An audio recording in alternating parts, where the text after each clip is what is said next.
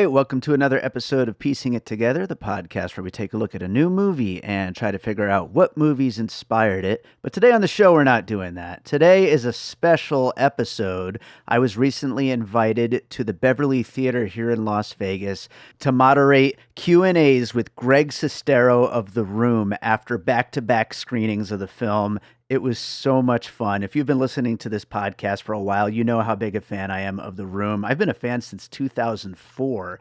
I got to see one of the first ever screenings and have just been absolutely hooked ever since. So this was a huge honor to get a chance to talk to Greg. And we did 2 nights with sold out crowds.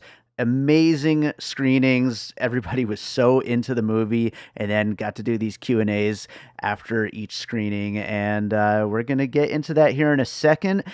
This is basically night 1 is what you're going to be hearing on this special episode, but if you go over to my Produced by David Rosen Patreon, where I post bonus and advanced content from Piecing It Together, Awesome Movie Year, where we did a full episode on The Room, by the way, and stuff from my music career, you can get video versions of this conversation and of night 2, which was, we got into some of the same stories and questions, but also a bunch of other stuff too, and different questions from the audience. And so it's its own separate conversation. You could get those free on the Patreon. Yes, you can sign up while you're there if you want to check out some of the other content, but I've made these videos completely free. So check it out, patreon.com/bydavidrosen if you want to check out night 2.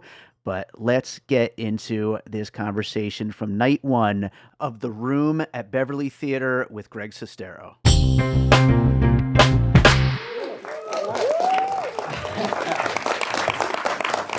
I'm David Rosen, the host of the Piecing It Together podcast, and I'm going to moderate a Q&A now with Greg Sestero. Let's get Greg out here right now.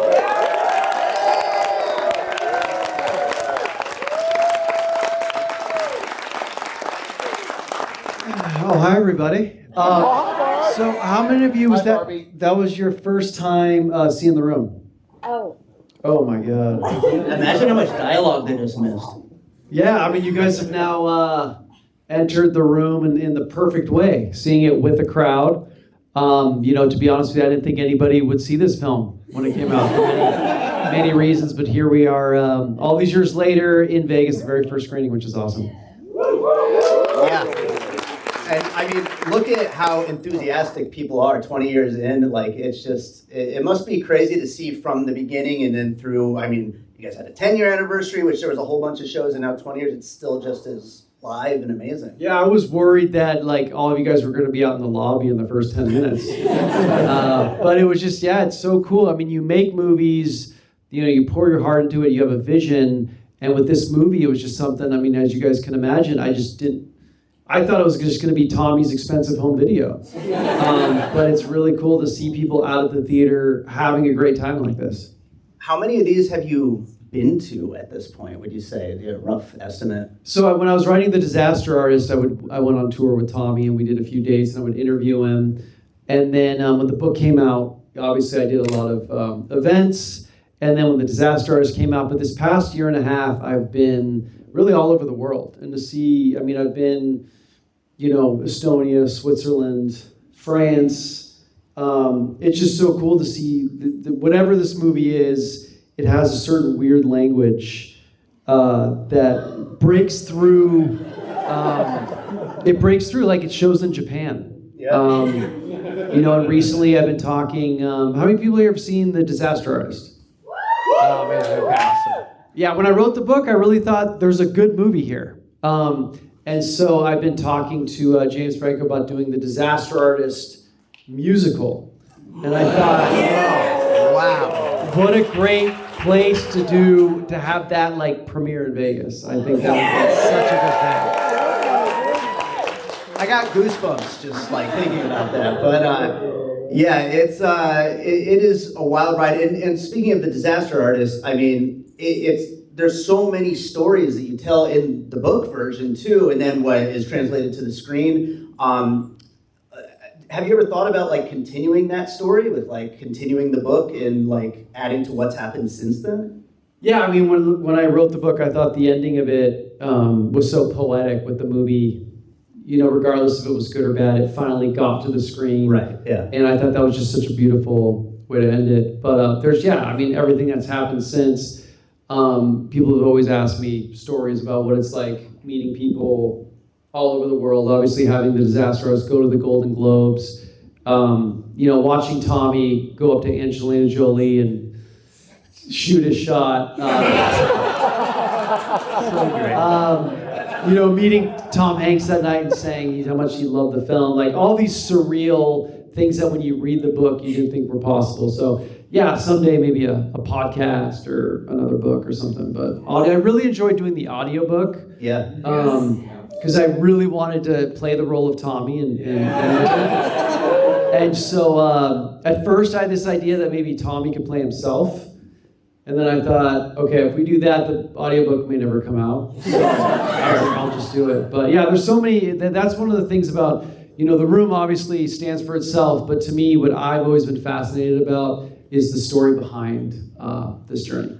Yeah, absolutely, and that's why it works so well in the book. The audiobook is amazing, by the way. That impression that he does of Tommy is just perfect. But I want to go back to your tour that you're on, because, I just think that's so interesting, going all around the world. This movie is so, it's weird, and so, even from this culture, it's an interesting reaction from any crowd. I'm curious about how those other crowds from different cultures all kind of take this in. A lot of times you have new people come in and you can see they're skeptical. Like, what is this thing? And I'll try to tell them it was an Oscar caliber film that just missed its mark when it came out. But I will say this, good, bad, whatever it is, when people all over the world leave this film, there's a sense of joy and shock, but they're invigorated by what they saw. And like I said, that's the past year sort of helped me appreciate The Room for what it is, because anybody out there trying to make art, you really want to pack a theater with people. When they leave, they have something to talk about. I think the worst feeling is you make a movie and they go see it and there's nothing really to discuss. Sure. So absolutely. Whatever this movie does, it gets people talking and brings people together. People have told me they got married because of The Room. And I was like, break it down for me. What was it? And they're like, we show The Room to somebody to see if they pass that test. And I attended a wedding where this really amazing couple in Florida, they got married because of the movie, and they wanted to show the film with their family present. I'm assuming they threw spoons at the wedding? I don't know. I was just concerned for the parents, because I don't think the parents had seen it. Yeah. But it's helped me appreciate that when you make film or you make music or whatever, you have no idea what it's going to be. Yeah, to that point, kind of the yin and yang of The Room for you. Now you just made Miracle Valley. You're making this new film now. Kind of speak to the yin and yang of this being the kind of the thing that got you to where you're at right now. Yeah, it's one of the things, again, I never expected. I was, at the time I was auditioning for things like Dawson's Creek and Terminator 3. And I thought, man, I'm shooting in a parking lot, tossing the football 3 feet apart. How did I end up here? Why am I? And it's so cool that this movie actually meant more to people than those films.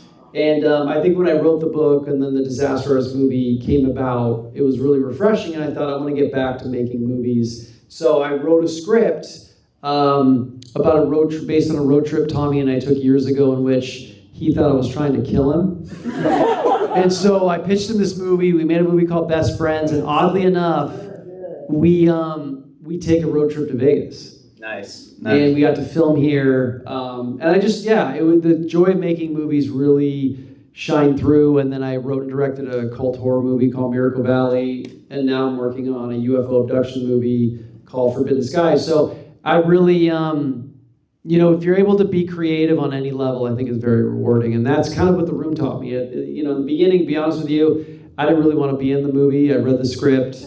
I thought, Tommy, it's great. I will help you make it. I just don't think I fit the role of Mark. And he's like, well, that's fine. Johnny Depp available. And so he really pushed me to be in it. He's like, you don't do this movie, it's the biggest mistake of your life. So it's a lot of times we think something it's not going to work, it's not going to be good. And a lot of times those are the events or those are the things that shine through. Absolutely. I think there's probably a lot of young filmmakers in this crowd, film students. How would you kind of tell them how to deal with if they end up in something that is, kind of like The Room, Yeah, I mean, it was unique for me because I knew Tommy 4 years before we made The Room. I met him in an acting class, of all places. It's quite ironic. But I just was drawn to the berserker charisma that he had, and I approached him. So I was an early fan. I got whatever this is before it happened. And so when I was making it, it was oddly kind of cynical and fun because I was watching him act with people who didn't know him. So I was seeing, like, are they getting what I saw? So The Room was sort of unique for me in that regard, that I had a backstage pass. But if you're ever in something, you just never know what it's going to be. Try to enjoy the process. One of the things about making movies is the process of it, the people you're with, they almost become like family. Because you're creating is almost like a war in a weird way sometimes. So just try to do the best you can, learn as much as you can, and most importantly, like, you're making a movie, you're doing, you're not just talking about it. So the process of it, you got to get started somewhere and just try to make the best of it. Back to The Room itself, I got to ask you, I've always wondered this. Obviously, everybody's just yelling out all these things throughout the movie and all this. Has there been one that, like, just kind of came about? You're just like, I can't even imagine where they all came up with this. Yeah, so that's happened many times. Most recently, this one blew my mind. It was in LA, but the scene where Lisa leaves Johnny and he's sitting on the bed and he slowly walks up to that fake staircase and he looks over it and he starts yelling. Somebody in the audience yelled right before that, "Hey Johnny, what's your favorite Jordan Peele movie?" And Johnny goes out and he's like, "Get out, get out." And I was like, and then there's a scene where he's tearing apart the bedroom and he's like smashing everything, and he goes up to his dresser and he like pulls the first drawer out, pulls the second drawer out, and then he throws it over. Somebody yelled, "1, 2, fuck it." But it keeps evolving. I always hear new things in Australia. This one guy kept just lining him up, and I was like, I've never heard those things before. So it keeps evolving with the times. That's amazing. Like, people speak about this in conversation with things like Rocky Horror, and that seems to be like kind of the same bits over and over again. I mean, it's been around for so long, but this just keeps evolving, and that just must be really wild to see. Yeah, I mean, again, it was, when I saw it at the premiere, Tommy said, when people see this movie, they will not sleep for 2 weeks. And so at the premiere, people really halfway through just lost it and were engaged with it and laughing. And then I went up to Tommy afterwards and I was like, "Hey, congratulations." They had a great response. He's like, "My God, it's tragedy, people are laughing." So early on, I saw that it caught the eye of like the young film student. Because when it first came out, Tommy put it in a theater for 2 weeks in order to qualify for the Academy Awards. And these guys, they saw these reviews that said like no refunds, watching this film is like getting stabbed in the head. So I know 11-year-olds that watch the "Oh Hi Mark" scene on YouTube over and over, and I was like, why? And they're like, they just think it's so captivating. Yeah. So for whatever it is, it draws in the young crowd. I think part of it, and like on my podcast, we talk about what movies inspired another movie, and I think part of it is you could really tell what he's going for with a lot of this. There's, obviously, the streetcar stuff, and then there's like just the love triangle stuff that we see in so many of these like kind of romantic thrillers and whatnot. But it's just missing the mark, I guess. But I mean, what are some of the things that were like kind of touchstones for you when you were like actually helping him make this movie? I think it was the auditions early on, because he brought me in when I said, okay, I don't think I'm right for Mark. I basically came on board to help cast the film. So I was going through thousands of headshots, calling people in, and it was just he and I. I'd set up the camera. There was no script. Actors would just line up, go in front of the camera, and he'd say, "Hi, what is your name?" "All right, let's see what you have. Turn to the side." And like, all right. And then he's like, "All right, you just won $1 million. And they're like, "What was that?" And he's like, "Okay, cut." And I'm like, I haven't even started the camera yet. He's like, "Never stop scene. My God, who teach you acting?" "Okay, your sister just became lesbian." And so most of the people were like, is this, they look at me always and be like, is this a real movie? Or I can imagine. I was like, yep. And then the people that made it through those castings and would do scenes, eventually, this went on for weeks, they'd be like, so has the role of Johnny been cast yet? Usually like the ones that are auditioning for Lisa. And I'd be like, I knew if I said who Johnny was, people would probably be like, later. So I'd be like, no, we're still looking. And then I finally told them he's playing Johnny, and they're like, oh, yeah, I don't think I'm quite cut out for this part. So I think it was the process of casting and bringing it together. We would walk around Hollywood and look for props, and one day we came across this furniture store on Fairfax, and it was the bedroom set that you see in the room. The fountain, the bed. Tommy walks in, he's like, I want to buy this entire thing. And they're like, what? You can't buy our window setup. He's like, yes, I can. So we bought that. We put it in the stage. So a lot of times people are coming in to audition, they'd see a bedroom setup. And be like, oh, what kind of movie is this? But it was, honestly, he wasn't thinking that way. He just was so authentic to what he saw. And I think that was where most of the fun came in, was with the auditions. Amazing. What would you say you learned from this for your own filmmaking career? I think the biggest thing making a movie is collaboration and having a vision. I think with The Room, Tommy had this clear vision, and everyone was kind of floating, trying to figure out what this was. Nobody really got a script. They didn't know where their scenes fall. I mean, I think a lot of people thought that the whole story was about Chris R's gun, because nobody knew what was happening. And so I realized, any movie I've worked on since with Best Friends, with Miracle Valley, is making sure everyone has a voice, everyone's having a good time, and that we're all bonded together. And then also, again, with The Room, having a vision, thinking big, really caring about whatever you're making. I want to open it up to the floor in a minute. I do want to ask, you're doing this 20-year anniversary now. Are there other things planned with The Room? I know at one point he was floating a 3D version of the film. Anything else going on right I think, now? when Avatar came out, he said, The Room should be 3D. So maybe when the third Avatar comes out. Yeah, that's a good time, yeah. The musical is something we're looking at. Also, the Disaster Artist. With the book, I was lucky to be on the Netflix series, The Haunting of Bly Manor, and I got a chance to work with Mike Flanagan, and he told me that he was interested in adapting the book into a film, which I didn't know about. But we've talked about possibly doing the Disaster Artist book as a miniseries for streaming. Nice, yeah, I mean, that's really cool, because there are more stories for anyone who hasn't read the book. There's more stories in there that obviously can't fit in a movie, and obviously the stories are amazing. So I do want to open up to the floor. Any questions for Greg out there? We got one right up front. Hi, a couple of questions. First off, you may have mentioned this in your book, but how many people came to the premiere when it opened on that night?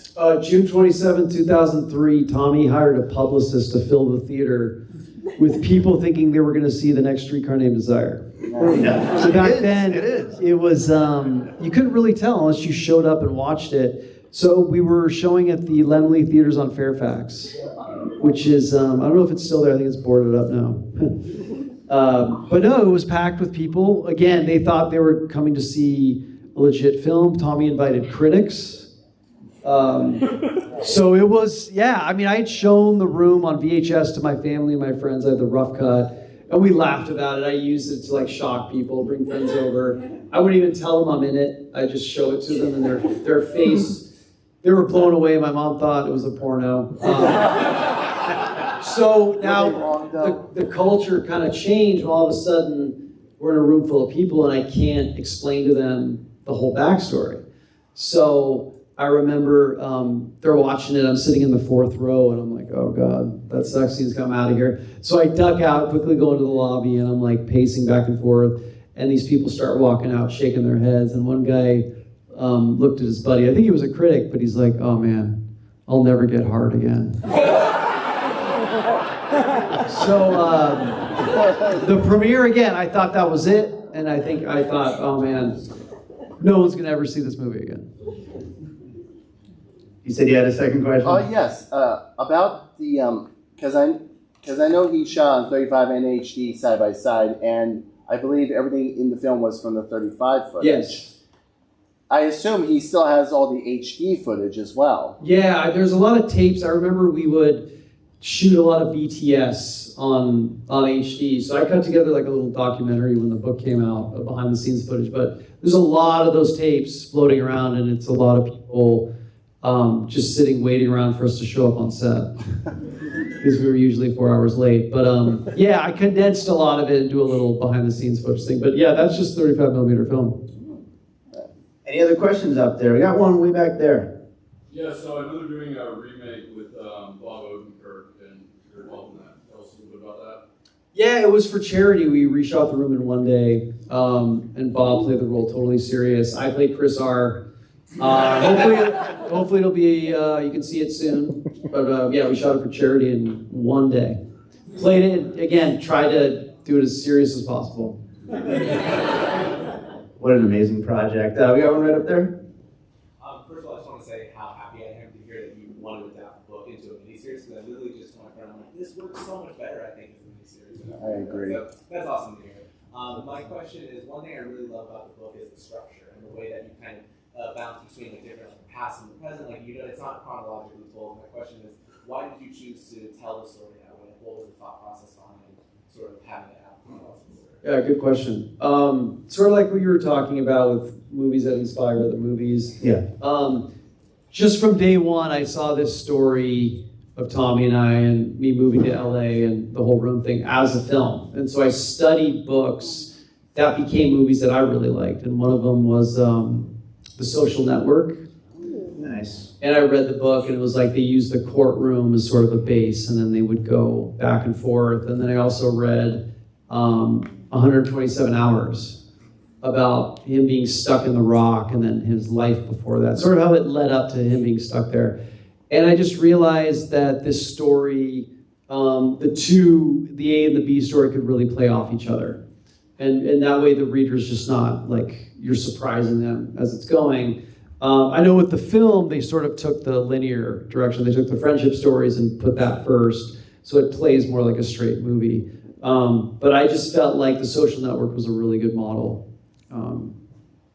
And so I thought, again, sort of like, the book's called The Accidental Billionaires. And I thought, this is sort of the flip side. The accidental something. And so I like it, and also it's based on a friendship as well, so. Right on. Any other questions? Right up here. Hi. I was wondering, what's like your favorite movie or something that like really like inspires you? Yeah. I'd say I just did a Letterboxd top 4. It's funny. Good. I didn't really think about it. I think probably my favorite movie is Back to the Future. Something I think a movie that brings you joy, that's rewatchable. It's got a great score. And then what the other ones were, Psycho, a little different tone. And then Talented Mr. Ripley was another one. That was an inspiration on Tommy for this, right? Yeah, I took him to see the Talented Mr. Ripley. And then recently I really liked Pearl. I thought that was really good.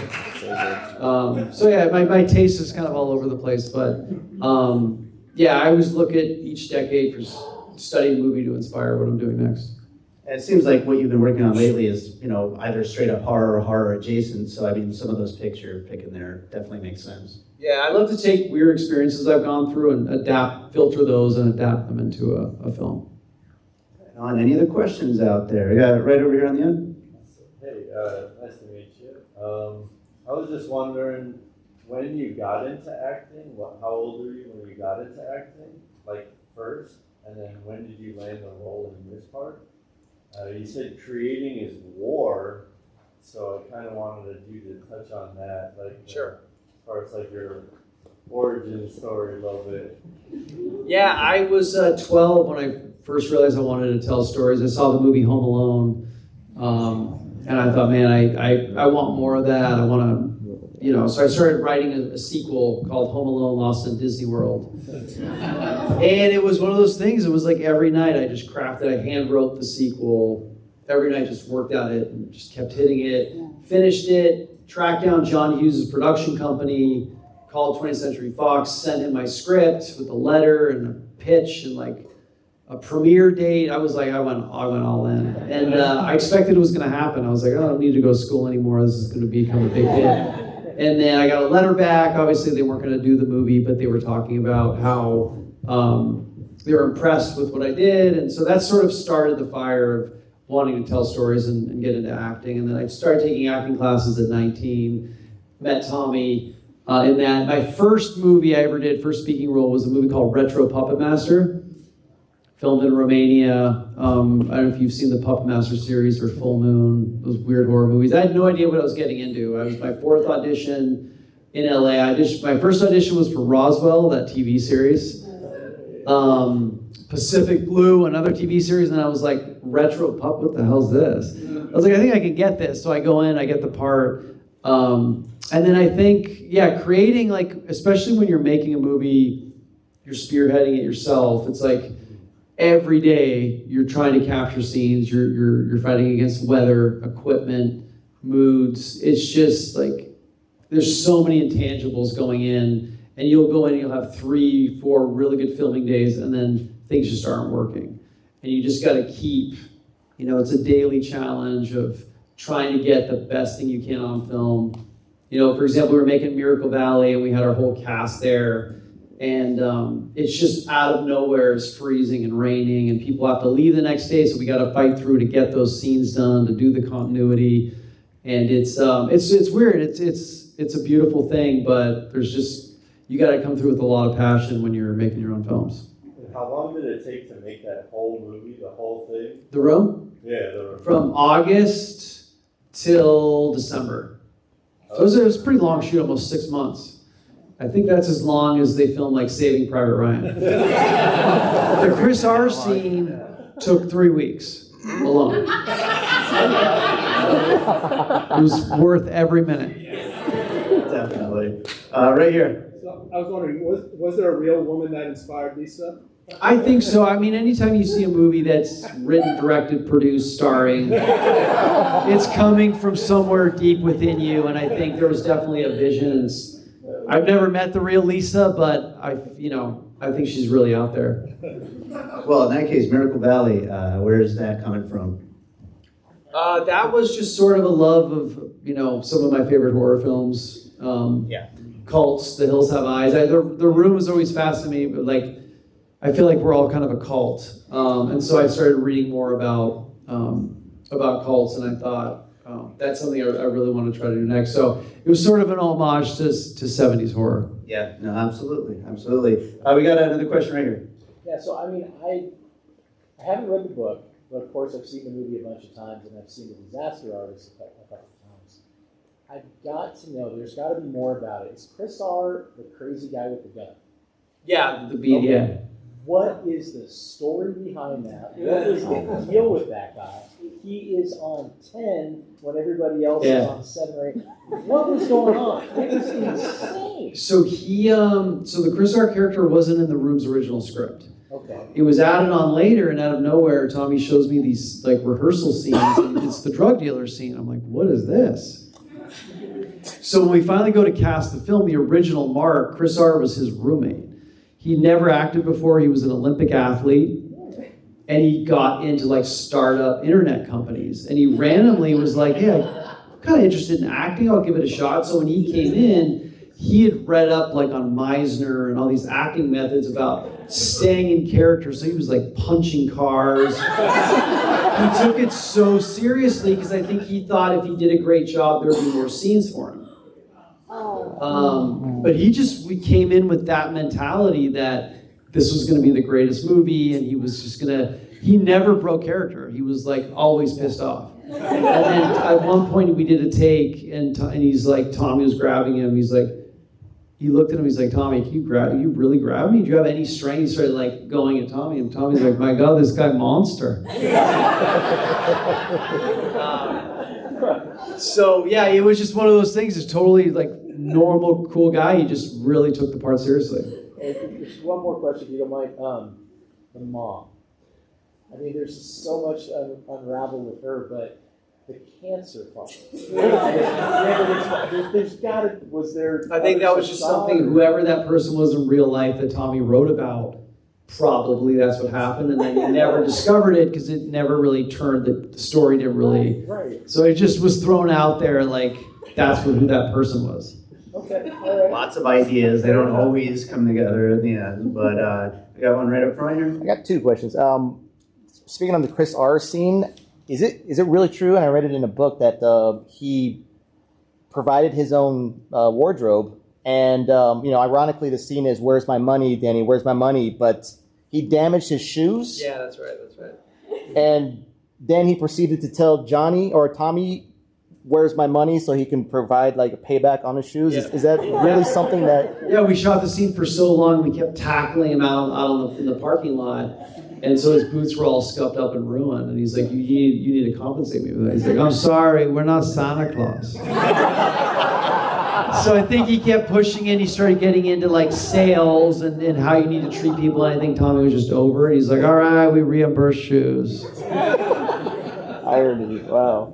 Last question is, I remember in the book you mentioned that when you went to go film for Retro Puppet Master, you were at your hotel room and Tommy was able to track you, and you end the chapter with saying you have no idea how, to this day, how he found you. Yeah. I laughed so hard at that part in the book. Yeah. Were you able to come to him and he finally told you how? I never brought it up. It was that like odd, and I thought maybe he saw like a flight that I had taken because he knew I was going to film this movie. But how he found the hotel, this is like late 90s, so it's much harder to do. Yeah. But I never brought it up to him. I still don't know to this day. One of the great mysteries. Amazing. One right up there. So I don't really have questions. I actually have theories about both of those scenes that we're talking about. One being the Chris R scene. I thought that was written in so Tommy or Johnny could appear as a hero in the movie. Obviously, he is the hero. We're supposed to root for him. But I thought that was written in so that he could have a heroic scene. It definitely could be, yeah. I mean, it was added in out of nowhere. Maybe it was to add drama or make the stakes bigger, but yeah, he definitely comes in as a hero and saves Denny. Yeah, that was my theory about it. But my other thing, so the first time I ever got to see The Room in an audience setting, somebody would say every time that Lisa's mom would like loop her on the nose, he'd say, "I put the evil in you." And that legitimately made me see the movie in a completely different way. That's legitimately my favorite like addition that somebody made to that movie. And I was like, that's mind blowing. So, like, It is, like, I don't know whoever came up with that, but it's just like these participation moments really like elevate the movie into something that's, because you're watching it at home, you're just kind of like, okay, changing the channel, but once it takes on a life of its own, it totally changes the game. Amazing. Way back there, I saw a hand go up. Yes. You probably put this in the last part, so I desperately want to know, what was your reaction when you first heard the script? I was roommates with Tommy for a while. We saw The Talented Mr. Ripley. He said, "I will write a movie. When people see my movie, they will not sleep for 2 weeks." So we're roommates. He's writing the script. He disappears for 9 months, comes back, hands it to me, The Room, and I'm reading it, and I just thought it was incredible. I'm like, every page, just like, every character speaks like Tommy.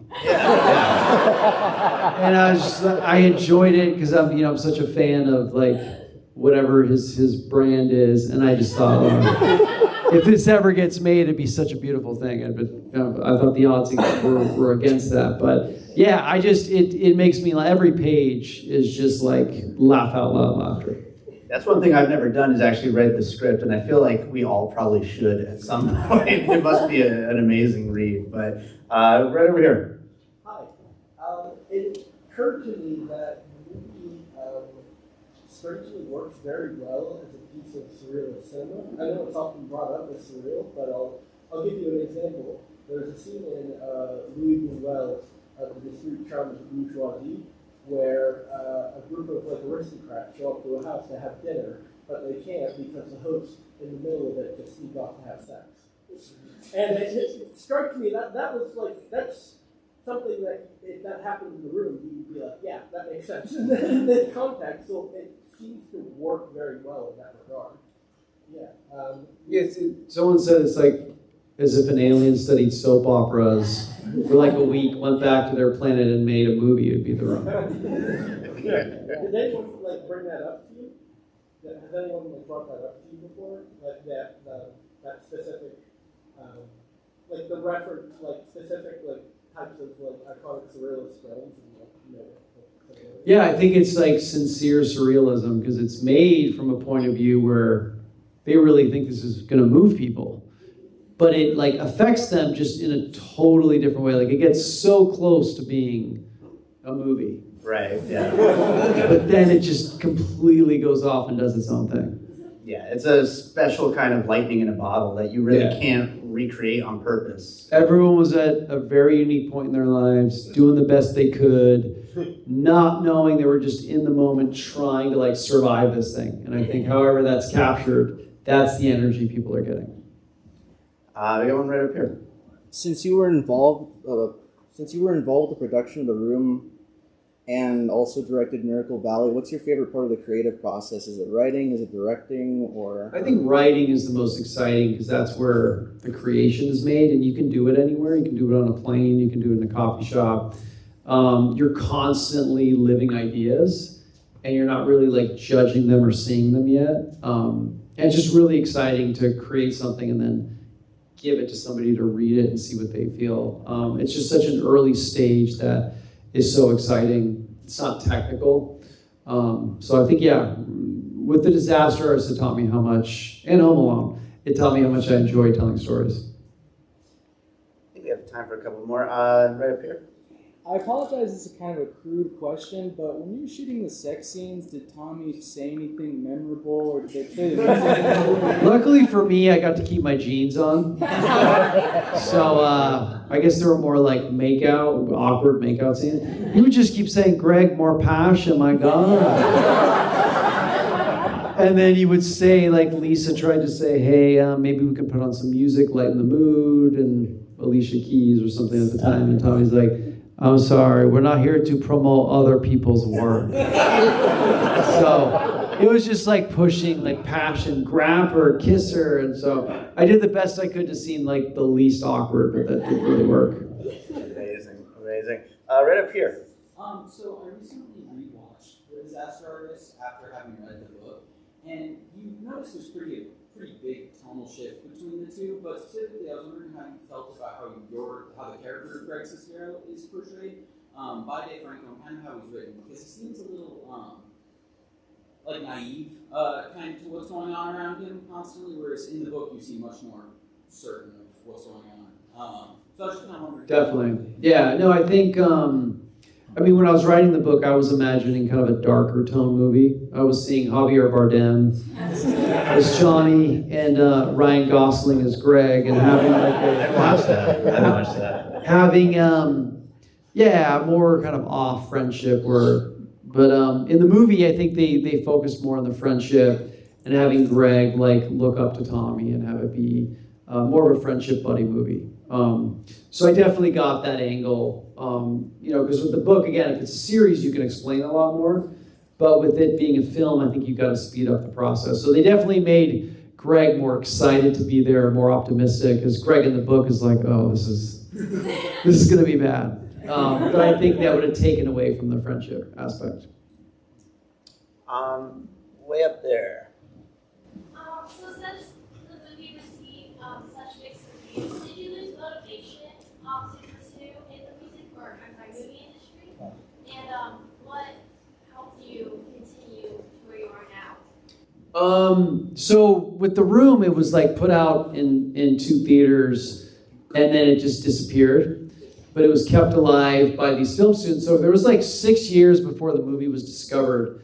And then when the time it was discovered, it was legitimately loved by like Seth Rogen and Jonah Hill and all these people that were doing great things in the industry. So oddly enough, being in, the best worst movie or whatever it's called, oddly brought you chances to work with people like that. So I always saw The Room as a positive because it's such a unique movie. So I I think that's sort of when I got the idea to write the book, because I thought this movie, you can't really show it to people and say they're going to hire you for acting work.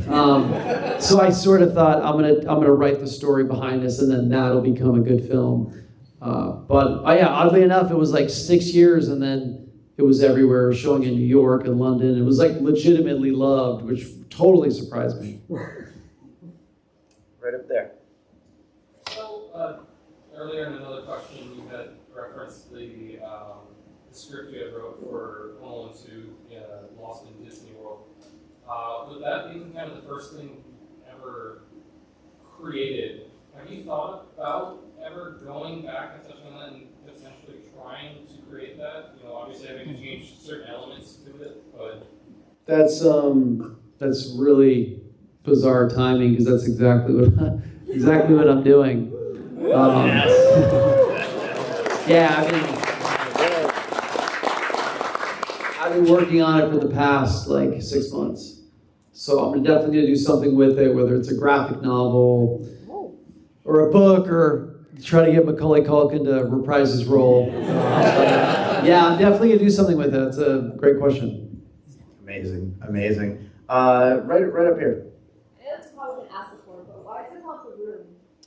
That was his first pitch. He's like, I will write a movie, it will be called The Room, and it'll take place in one stage.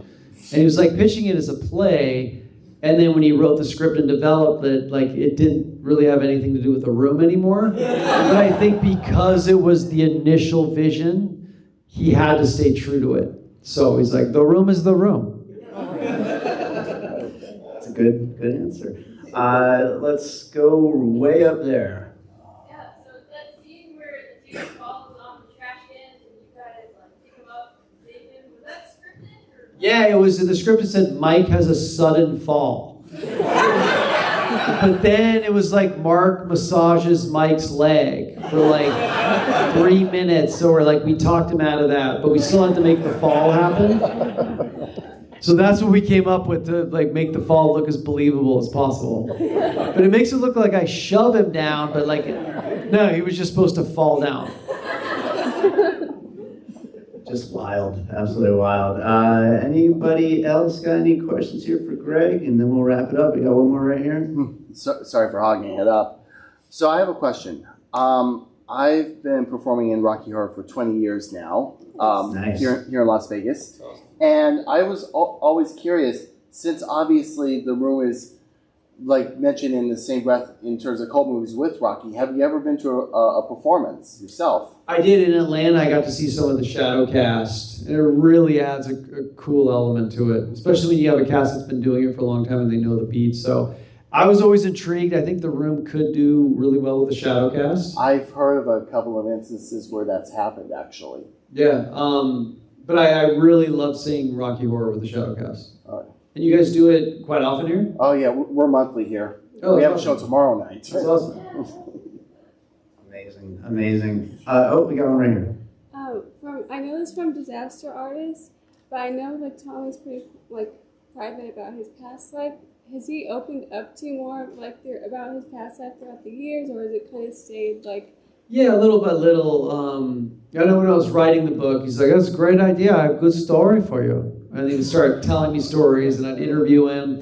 So little by little, it's been many years. But over time, he's become more open. At the same time, there's still a lot of mysteries, still have things that haven't solved or figured out.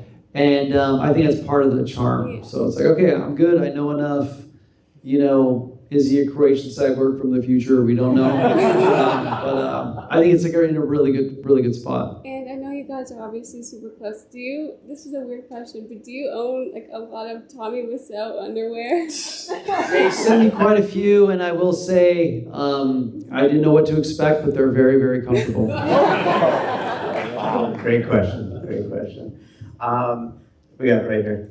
Is there going to be a room 2? You know what? I think it'd be hard to recapture that magic or lightning in a bottle, as you said. That's sort of with Best Friends. We tried to sort of do a spiritual sequel, but you never know. With Cobra Kai, we could take a different angle. Johnny has a twin brother who comes trying to investigate 20 years later, or Johnny survived the gunshot. He's now out of a coma. He's now out of a coma. He's trying to piece his life together like a Memento style film. So never say never. Love it. Greg, any closing thoughts, anything you want to mention about what you got going on right now? Yeah, if you guys enjoyed The Room, like I said, if you haven't seen Best Friends, we did film here in Vegas.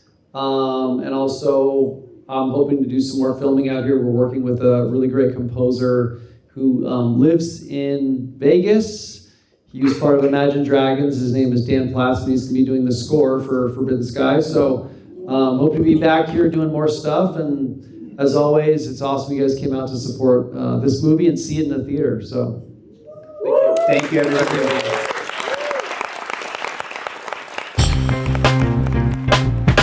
All right, so I hope you enjoyed that conversation with Greg Sestero from The Room. Thank you so much to the Beverly Theater for having me out and for hosting those events. That was so much fun, and hopefully we'll do some more events over there at the Beverly soon.